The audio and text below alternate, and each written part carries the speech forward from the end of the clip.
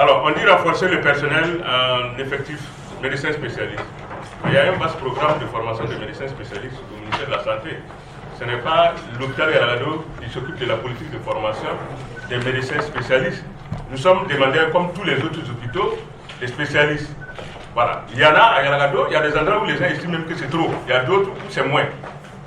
Donc, ce problème-là ne peut trouver sa solution que par rapport à la politique de formation des médecins spécialistes pour l'ensemble des structures hospitalières du Burkina. Donc, je pense que vous conviendrez dans ces conditions-là que c'est un problème qui ne relève pas de la compétence du directeur général, parce que moi aussi je suis demandeur. Là où j'ai des déficits en spécialistes, je demande. Les techniciens biomédicaux, voilà. Ce sont des gens qui sont... Il y en a 10 qu'on forme par an pour tous les hôpitaux burkinabés. Les techniciens de laboratoire, là, comment ça s'appelle là? Ils sont formés à l'École nationale de santé. Et tous les hôpitaux en demandent. Bon, le ministère nous envoie dans la mesure de ses possibilités. Voilà. Donc nous aussi, on est demandeurs là, si on n'en a pas suffisamment. Encore que ça reste à prouver qu'ils sont insuffisants par rapport à ce que nous avons aujourd'hui. Je pense que le problème des laboratoires, ce n'est pas forcément lié à un problème d'insuffisance des ressources humaines par rapport aux techniciens qui doivent être là. Non. Je ne suis pas sûr. Bon, ce sont des affirmations comme ça, mais ce qui ne repose sur aucune évaluation des postes de travail pour pouvoir mesurer par rapport à la charge du travail si effectivement on a moins ou plus. Donc, moi, je pense que le Sinistra gagnerait. Alors, la formation continue. Franchement, jugez vous-même, en 2014, sur 25 thèmes différents, nous avons formé à Yaragado 703 agents. 703, ça veut dire plus de la moitié du personnel. Tout le monde se rappelle que c'est la première fois. Toutes les filles et garçons de salle ont été formés à Yaragado entre 2012 et 2013 à l'accueil et à l'humanisation en milieu hospitalier. Personne n'avait organisé ça avant notre année. J'ai dit bien toutes les filles et tous les garçons de salle sont 400 et quelques. Et si vous ajoutez à ça, voyez vous-même. Voici le tableau des formations 2014-2016. Il y en a 25, soit environ 2 sessions de formation par mois.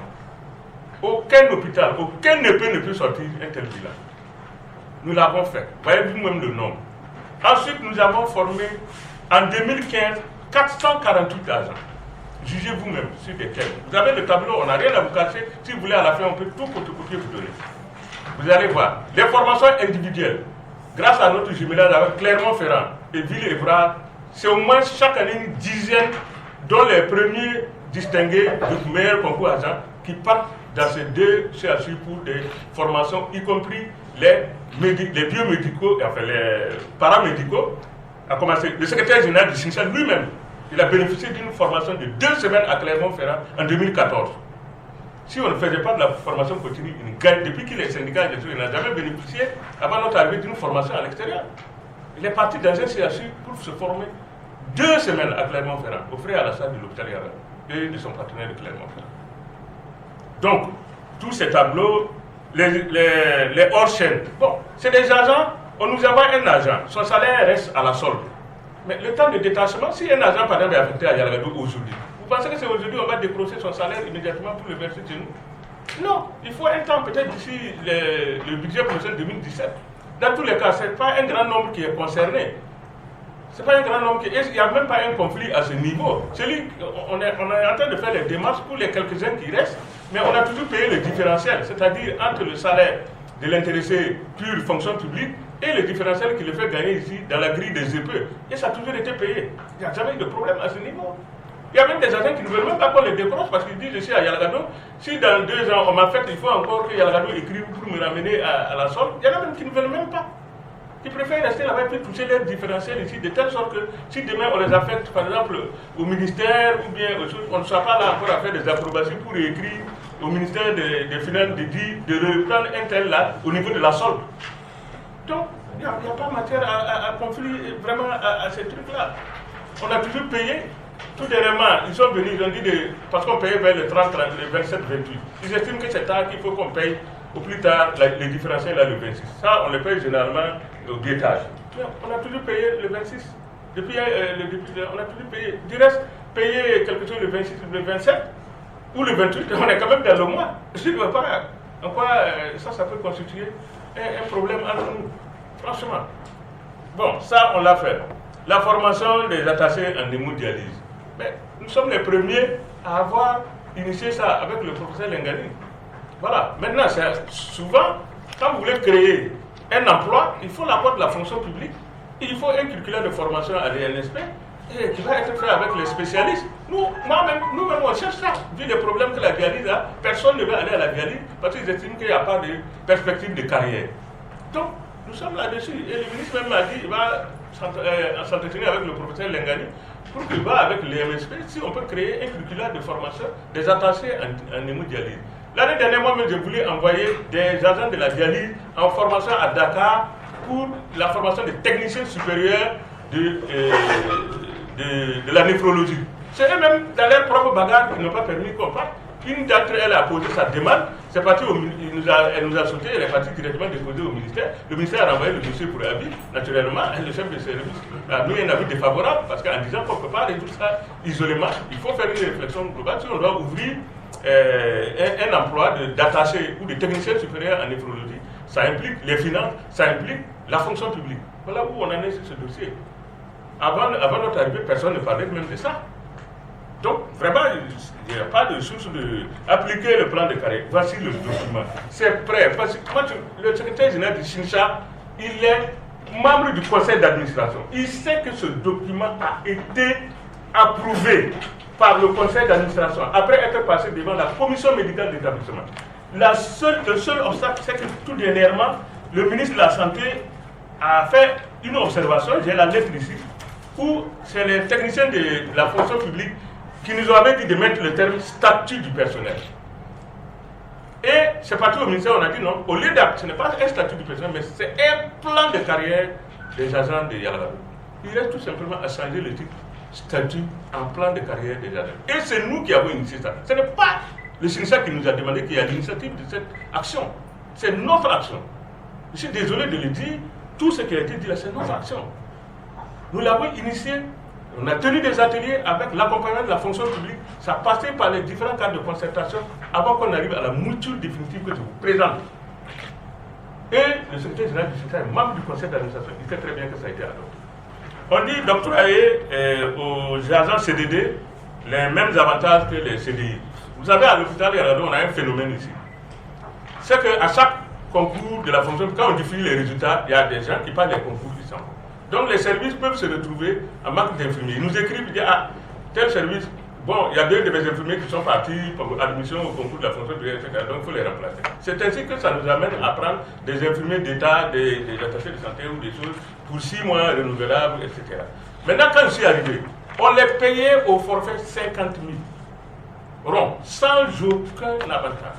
Quand nous sommes arrivés, nous avons dit non. Il faut les payer sur la grille des EPE. Donc maintenant, on te regarde, si tu es infirmier d'État, on regarde la grille, on dit salaire de base, tu as droit à ça, indemnité de résidence, et on paye les cotisations en plus. Avant ça, personne ne payait, on te paye sur la limite à point. C'est ce que nous avons fait. Maintenant, il y a certaines indemnités, je crois que c'est des gardes et tout, on s'est demandé l'opportunité de. Il y a le débat dit non, comme ce n'est pas des agents permanents de l'hôpital et qu'ils peuvent partir à tout moment, on ne peut pas leur accorder les mêmes avantages que les agents permanents. C'est pourquoi en 2014, nous avons introduit la régularisation de ceux qui le veulent. Et voici la liste de tous ceux dont la situation a été régularisée, qui sont passés de CDD en CDI. Il y en a qui ne veulent même pas. Même ceux qui ont été régularisés même au concours de la fonction publique, ils sont partis. Et quand eux, ils demandent les contrats de 6 mois, 3 mois, est-ce qu'ils passent par le SINCHA pour s'adresser à la direction? Voilà. C'est des gens qui viennent demander librement, c'est eux-mêmes qui prennent les gens et demandent un contrat de 6 mois. Et vous prenez ça, vous faites une bagarre. Ça savoir même si le type va rester. Donc, voilà des situations qui, à mon avis, n'ont pas de raison de constituer un conflit entre nous et le SINCHA. Donc, je pense que, bon, on ne demande pas à ce qu'on nous félicite, mais on pense quand même que nous avons posé des actions positives en faveur des travailleurs. Alors, les questions d'équipement. Je ne sais pas si vous pouvez publier ça, diffuser année par année. Ce que nous, on a acquis en équipement à Yalagado de 2013 à 2015. Je vais être vraiment modeste, mais prenez l'histoire de Yalagado pour voir si les gens ont pu atterrir un tel niveau d'équipement pour Yalagado depuis son existence. Vous pouvez prendre la liste, si vous pensez que c'est diffusé à la base, celui qui vient de la prendre année par année. On ne peut pas dire que l'hôpital Yalgado n'a pas d'équipement aujourd'hui. Le problème est ailleurs. Le problème est dans les mauvais comportements, dans les mauvaises utilisations. Le problème est dans le détournement des usagers vers d'autres structures. Point. On invente tout. On invente des pannes. On invente des ruptures artificielles de réactifs. Tout simplement pour pouvoir dire à des patients, il faut aller ici. Tout est fait. Des rendez-vous kilométriques. Il faut qu'on se dise les quatre vérités. Et j'ai toujours dit au Sincha, aidez-nous à combattre les mauvaises pratiques. C'est ça la solution. Le manque d'équipement. Ce n'est pas forcément le manque. Vous avez la preuve de tout ce que nous avons acquis année par année, soit directement, soit par le canal de la Sojemabe, soit par les bienfaiteurs lors des différents événements, coups d'État, insurrection, etc. Service par service. Vous voyez que les services ne sont pas aussi démunis que certains veulent le faire croire. Ça y est là. Vous pouvez consulter. Si vous pensez que c'est diffusable, il faut diffuser pour que l'opinion voit pour ce que chaque service a reçu. Donc, vraiment, le problème n'est pas à ce niveau. Et je regrette, mais le problème n'est pas à ce niveau. Et je pense que le Sincha doit nous appuyer à bien gérer ses équipements. Il y a des pannes, il y a des difficultés, je n'en disconviens pas, mais franchement, nous pensons que aussi les efforts aussi doivent être reconnus quand nous faisons des choses. Ensuite, on parle des problèmes de réactifs, de rupture de ceci. Là aussi, je pense que je ne vais pas faire dans la langue de bois.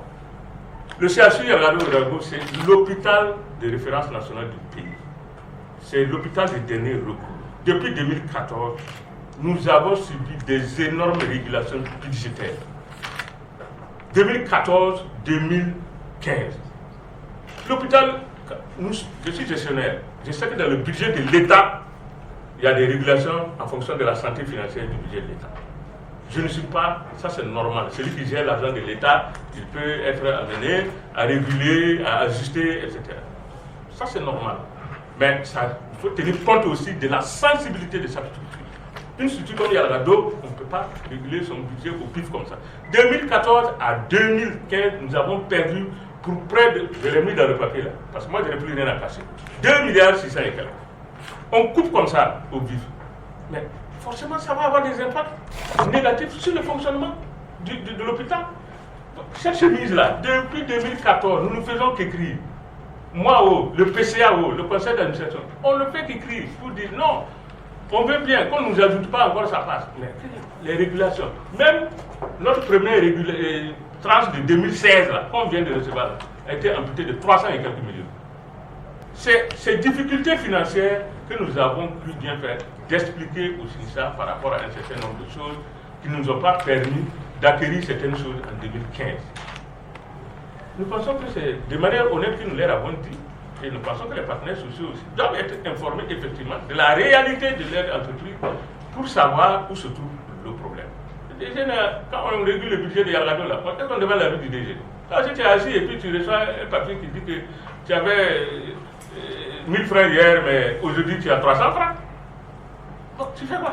Lors de Javel, là aussi, quand le problème s'est posé, nous étions là avec des vieilles machines de Ngangandi. On répare. Donc, la dernière fois que ça s'est produit, on a décidé de commander de nouvelles machines qui ont déjà été livrées. Le Sincha, vraiment, ils n'ont qu'à se renseigner. C'est livré, la machine de production de l'eau de Javel. Avant ça, on se débrouillait avec Charles de Gaulle ou bien machin pour essayer de faire face à la situation. Mais sinon, actuellement, le problème est résolu. Mais on a des procédures d'acquisition. Ce n'est pas des trucs comme j'ai l'habitude de dire qu'on achète à Rodoko. Voilà, quand vous posez le problème, ben, il faut une procédure d'acquisition, il faut demander l'autorisation, il faut commander souvent des trucs qui sont à l'extérieur pour qu'ils soient patients au moins, avant de juger notre bonne ou mauvaise volonté. Donc, tout ça, ça a été fait. La réhabilitation, bon, je pense que vous êtes tous témoins. Depuis qu'un certain temps, l'hôpital Yalgado quand même a subi assez de réformes.